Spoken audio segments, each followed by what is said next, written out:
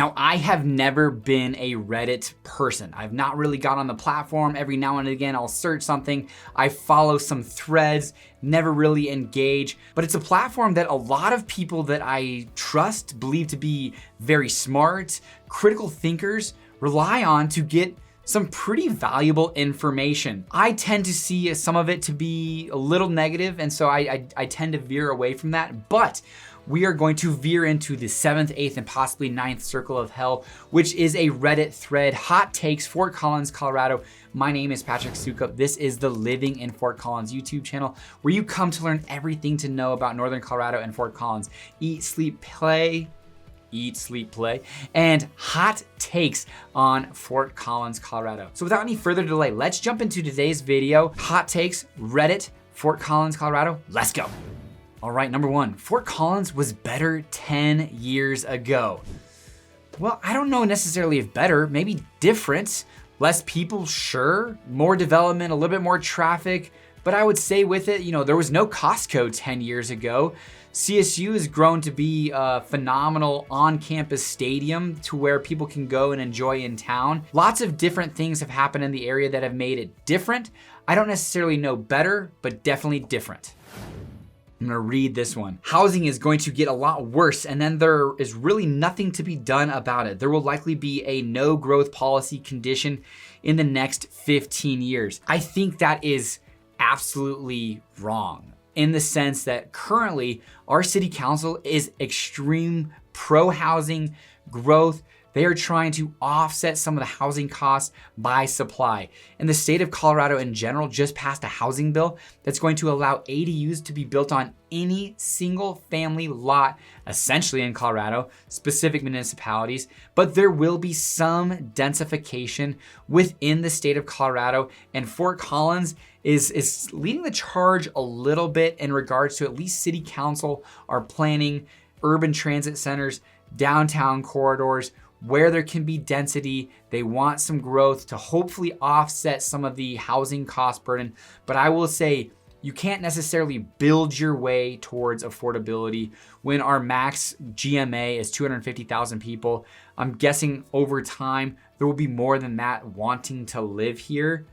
So there's gonna be an imbalance always of supply and demand. Prices will probably remain strong.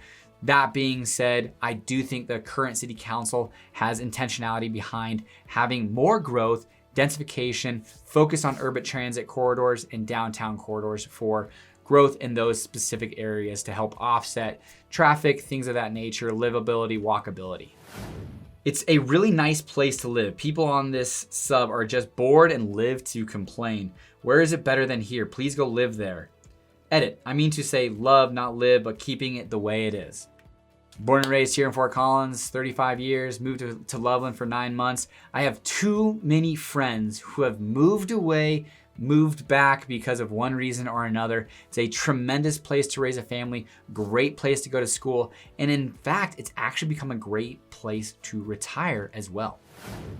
Being 30 and single and finding dates is near impossible. I would say the scene, if you are focused on a chance encounter at a bar or restaurant, things of that nature, are nightlife and the night scene and the population of single 30-year-olds probably relatively small. But due to technology advancements, whether you're looking just for a friend, a hookup, or possibly, a lifelong partner, there is technology out there for it. I was single for a short while in my life, 2 years, and it was not like shooting fish in a barrel by any means, but a whole lot easier to connect with people who have the same goals and desires as you. So yes, if there was no technology, I probably wouldn't necessarily live in Fort Collins or Northern Colorado, but with technology, plenty of opportunities.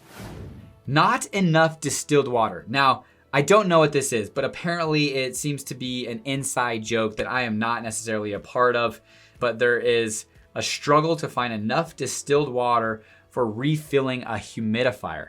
Fort Collins is a dry area. It's a dry climate. I don't ever put lotion on, but I know plenty of people who have to lather it on, especially those that are coming from a more humid climate. Born and raised here in Fort Collins, I think my skin's just accustomed to it. The dermatologist says I have wonderful skin for my age and complexion. I'm a redhead, so fair skin. Very well could have worse skin. He's not saying I have great skin. I'm just saying, he's saying I have wonderful skin for my age and complexion. So by no means is that a flex, but I appreciated that comment and definitely let my wife know about that. But a lot of people need the humidifier, need the lotion, and apparently there's not enough distilled water.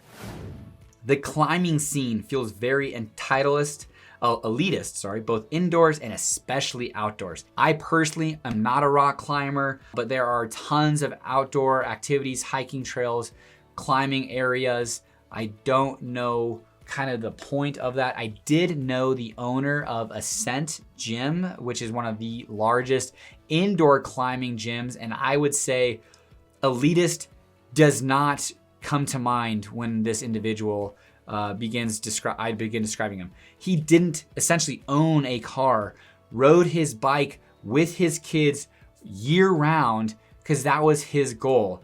Came to our meetings, it was kind of a mastermind of sorts that he was a part of, and had a flip up visor type hat at all times. Very respectful, very kind. Elitist would probably be one of the last words that I would ever use to describe this individual. Now, the culture there, I think, is hugely important to them as a company. So I am portraying what I believe to be the culture of the company with the individual that I know. That very well could be wrong, as I never stepped foot in the gym of Ascent, but I've also known climbers who have gone there. And one of my favorite clients of all time. Now, we are licensed real estate agents in the state of Colorado. So if you're considering moving here, give us a call, text, or email. So when I talk about clients, it is real estate clients. But one of my favorite all-time clients was a 19-year-old who bought his own house here in Fort Collins by way of fixing and flipping vans. And this dude, the first house he showed up, talks about don't judge a book by the cover. Shows up to an open house, flip-flops on, dirty fingernails, long, grungy hair, holes in his pants. The nicest kid you could have ever met. Super hardworking, big-time rock climber, and I just don't get that elitist feel. So I'm gonna have to counter that from what I've seen from the outside, not inside. We don't need 15 fried chicken places, please. No more. Music City Chicken, Blazing Bird, which is no longer there, but Music City Chicken is opening up another location. Dave's Hot Chicken, Raising Cane's, Chick-fil-A, amongst others. And I don't see a ton of new chains necessarily coming, but I could see there where there was a minute there where we had Music City Chicken, Dave's Hot Chicken, and Raising Cane's all within like basically a half mile of each other, if not less than that it could feel that way. But you know, for a town of 180,000 people, I would say we're doing just fine. You know, there also is Kentucky Fried Chicken out there as well. If you are just loving yourself some drumsticks. I don't go there very often myself, really ever. But I don't necessarily see that being the case, but I would be probably good for some alternative restaurants to make their way here as well. For how upper middle class our whole region is, retail shopping is absolutely terrible here. I mean, I don't think we're gonna have the most wonderful mall currently, especially in its current state. McQuinney's are planning on redeveloping that area. Downtown Fort Collins has some great retail options. Sunday Supply, Sierra, Tula, The Cupboard. Front Range Village has some good retail that's starting to fill up that place. There's a Nike shop there, DSW shoes. But if you are a shopaholic, need yourself some retail therapy, Fort Collins isn't probably the best place. You've got places like Centera, you've got down south to Denver, but I can't talk too much about that. It feels like you could spend an entire day in Old Town and probably get away with it and have a ton of fun between having breakfast at Silver Grill, going and grabbing a coffee at one of the many shops, Starry Night, and then shopping between all of the different stores that are there, and then lunch at Cooper Smith's, maybe some afternoon entertainment at South Broadway Country Club, playing some golf or mini putt-putt. I think there's a ton of options there to have a full day of fun, a lot more than there used to be, but not maybe a ton of retail, but enough. Unless you live in the farthest south points of town or north part of town, we possibly have the worst mountain views of the entire Front Range. I wouldn't necessarily say that to be the case. I would say there are lots of houses, and so you definitely have not a ton of vantage points if you're kind of in that dense area. We had clients come here from Virginia who actually moved out to Windsor because what they wanted was a panoramic view of the mountains and not necessarily a view of the Front Range. We have clients that are really just right up against the foothills in one of our favorite subdivisions, the Ponds, and they don't have great views of the mountains, but you absolutely have a ton of wildlife there. You are a walk's way from Horsetooth Reservoir. So I would say, yeah, in Midtown, you probably don't have the best views unless you have a raised balcony to see over some of the rooftops. A lot of 2-story homes here. So there's some probably validity to that comment. So either north, south, or head out east. But if you're in the middle of town, you might not have the best views of town from your backyard or house, but definitely within streets or parks, you're gonna have definite views. I was just walking back with our family, actually biking back from a good bike ride on Father's Day, and we were biking along and it was the sun was starting to go down, and just wonderful views of the mountains at Fossil Creek Park, ponds. So there are plenty of views, but you might not necessarily have them from your back porch or balcony unless you have a raised balcony. Exceptions at times, but traffic is not bad at all here, despite folks whining. Try any coastal suburb of similar size. Sure, I would say perspective is probably the biggest key here. People born and raised here, tons more traffic than what we're used to. People coming from areas like Houston, Los Angeles, places in New York, Boston, Seattle, I would say they come here and they laugh at the idea of traffic. You're still generally going to be waiting at a traffic light for one switch from green to red, red to green, and you're gonna get through. But there will be times and areas that are going to see a little bit more traffic than others. Now, I will say, we talked about the population growth have kind of flatlined over the last 3 years. And during that time, Fort Collins has still been widening roads, adding larger intersections, helping traffic congestion. So it might have been a good thing that our population's flatlined these last 3 years, while our infrastructure has an opportunity to catch up. Only because you asked. I don't understand the walrus ice cream hype. Perhaps not my style ice cream. It tends to be too icy for my liking. I might get some major gripe for this, but I tend to agree. I am not a big walrus ice cream fan. And people are obsessed with it in town. I mean, they will, I just was talking about somebody, well, what'd you do on Sunday? Well, we went downtown, went some shopping, and then we got some walrus ice cream. As if it's kind of a flex. Like, we went and got some walrus ice cream. I'm like, I walk by walrus ice cream 10 times a week. My office is literally on the same alleyway as Walrus. And don't get me wrong, I've absolutely taken my kids. Kids have loved it. It's just not my jam. I would rather go to Cold Stone Creamery, which just sounds terrible because Fort Collins is all mom and pop, support local. My understanding is Cold Stone Creamery is a locally owned franchise, but definitely not local like Walrus ice cream. So I might get some gripe on that, but I tend to agree with that hot take. So many things that made Fort Collins unique and fun, like festivals and artists, have been pushed out just like every other gentrified city. Capitalism strangled so much of our creativity over 15 years. 2020 was the nail in the coffin. Nah, I don't think so. I definitely think there are housing cost issues that we need to be addressed, but we have a huge benefactor to Fort Collins, which is the Bohemian Foundation, who build studios that are essentially free rent for artists, who pour into places like Washington's and the Armory and festivals like FOCO MX. I would say Fort Collins, for being as expensive and a wonderful town as it is, really tries to focus on giving back and allowing platforms for artists and creatives to have a place and some sort of affordability, where it is a question of affordability for all of those involved, because it's such a great place to live. So I would say it is difficult, but there is an intentionality behind plenty of individuals to provide avenues and resources to those artists and creatives that make Fort Collins so special. Fort Collins is not nearly as fun if you've left and come back. I grew up in FOCO and I kind of hate coming back to town. Like others have said, Old Town has lost some of its charm and the rest of the town is every other mid-sized city. Nah, I'm gonna disagree with you there. I think Old Town has done everything to continue to get better and better. Their alleyways, I think they've got 17 of the 23 alleyways that they've done.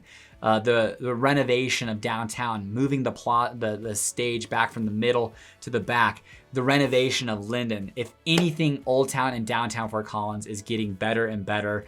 And I would say there might be some frustration of coming here, and it might not be I wouldn't even say the old Mayberry. I mean, it hasn't been Mayberry since the 60s or 70s.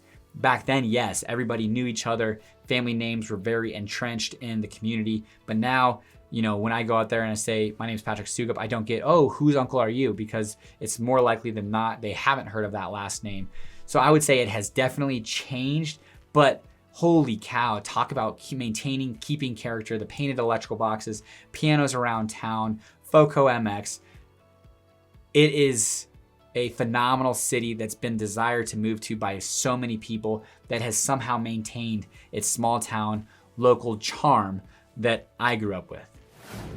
99% of the restaurants people say are really good are never really good. I mean, I'm kind of a creature of habit. I just went to Rare for the first time and it's been around forever and it was phenomenal. We will absolutely going back to Rare. Bistro Natil, if you have not been there, check that out. Wonderful Chef Ryan at the helm. Sunflower, I think it's called Sunflower, but one of my good friends went to high school with who's a chef, Bree Feilmeyer, she's the head chef there. Taco Stop, cool little, burrito place that just relocated to the Scotch Pines Village. I think there are tons of good restaurants throughout town, but do we have any Michelin rated? No, that's Chimney Park in Windsor, Colorado. But regardless, I think there are a ton of good options. There are your bar food type options and all that good stuff, sure. But no, I think plenty of the restaurants are plenty good. Maybe just not a ton of diversity. I would say that's probably the one thing that we are lacking is diverse options. Fort Collins is just another mid-major university city. The best thing about it, its location relative to Rocky Mountain National Park and other outdoor activities. The city itself is fairly unremarkable. Well, let's get one thing straight. It's not a mid-major. It is a R1 institution. CSU is Division I, not a Power 5 conference. Absolutely, that is truth. But CSU has close to 35,000 people and it's as far as its population. And the city itself of Fort Collins, if you think it's an average mid-sized city, I think you're missing some of what is the beauty. Check out the medians, underground power lines, some of the art and public places, the downtown, how clean it is, the power washing of the square, the plaza, just disagree. Fort Collins is now filled with people trying to act like they are from Fort Collins. I haven't necessarily seen that, but I have seen people, I would say, shy away from telling them where they are, where they moved from recently. I think people get afraid that locals or people that have been in Fort Collins for 10, 20, 30 years aren't excited about people moving in here. But I would say it is definitely more of a melting pot than not. It is rare that you find people born and raised in Fort Collins more and more. But that being said, the people that are here are pouring into the community, are excited to be here, and generally speaking, locals are excited to welcome new people to town, especially those that are as excited to be here as we are and pouring back into the community. Now, if you're gonna be a leech, if you're gonna be mean, if you're not gonna be nice, sure, probably don't tell people where you're originally from or where you've moved from because they're gonna say, get back there. But generally speaking, I haven't seen people pretend they're from Fort Collins, but maybe just withhold how recently they moved here with fear of retribution. But I don't think there's too much retribution if you're friendly, kind, caring, and bringing value to the community.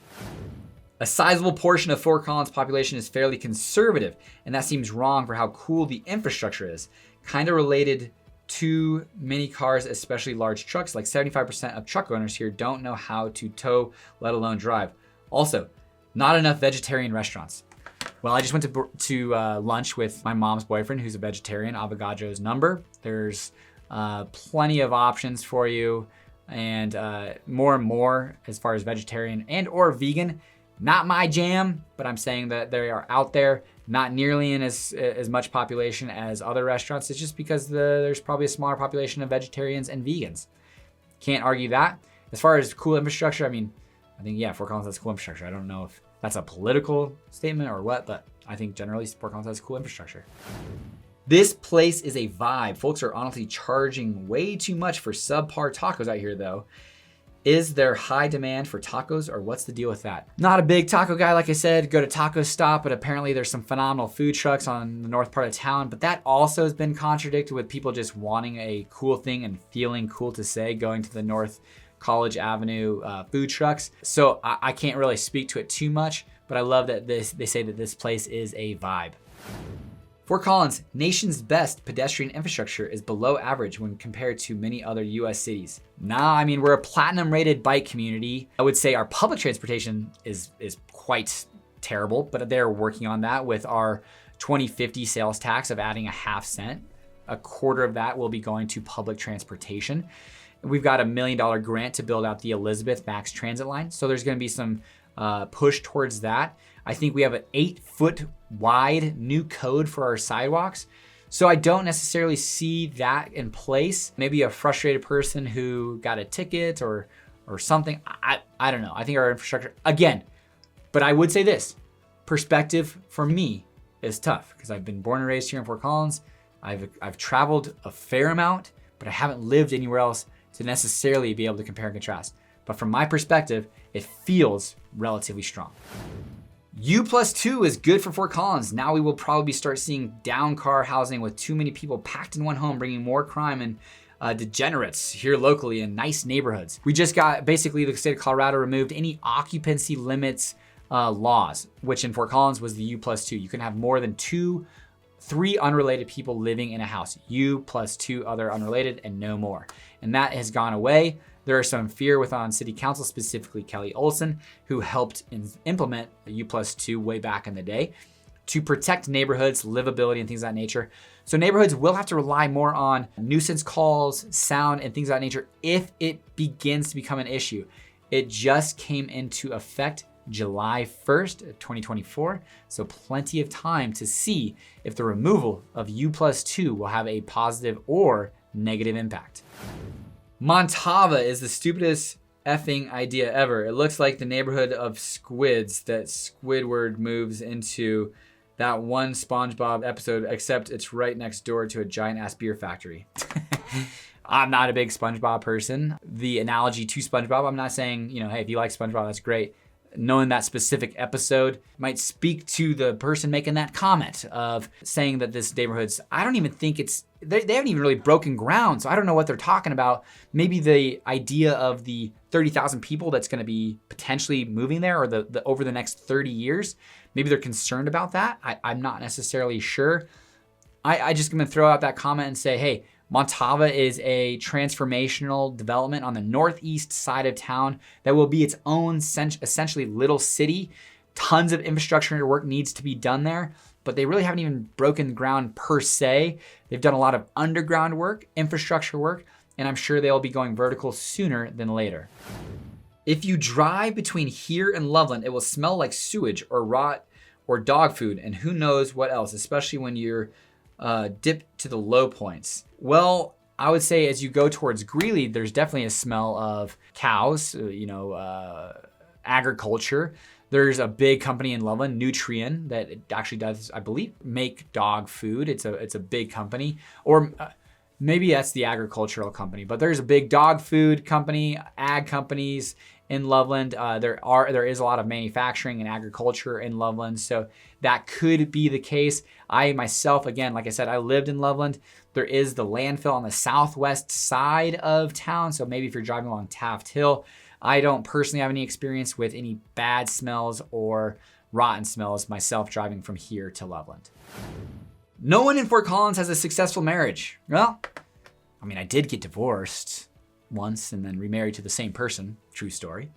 There's a lot of people, I think that's just across the United States or across the world, people aren't maybe as committed, and maybe that's transitioning back towards the other way where people are being more committed, but there is definitely a time period there where it did feel like a lot of people were divorced. I don't know anything disproportionately so for Fort Collins, so I can't speak to that, but I did myself. My mom got divorced, grandparents got divorced, all these divorces that I know of. I mean, so I can't discredit that by any means, but I don't know if it's disproportionately so to any other cities. No one knows how to drive here. And then there was a comment. No one knows how to drive anywhere. I mean, I don't know. Again, perspective lacks here a little bit, but I would say I've gotten into a couple of accidents, fender benders, bumpers, things of that nature, nothing too crazy. Fort Collins has a Plan 0 where they have 0 fatalities or serious crashes. And they're working towards that and implementing different speed restrictions, red light cameras. But I would say their intentionality is to make Fort Collins roads safe, underpasses for bike paths and things of that nature. But yeah, ultimately, I think having a phone in anyone's hands, and I'm guilty of it, but should be, illegal or whatever, or somehow, comes in and you have no ability to be on your phone, your car just shuts off your phone or something along those lines. I think that's a big contributor. But overall, Fort Collins has a push and a plan towards Plan 0, where they want no deaths or serious accidents in Fort Collins. This is one of the most upvoted comments. Big City Burrito is too damn expensive. And I had to do a little bit more research on this. Specifically, I had a cousin working there, and he started working there in 2022.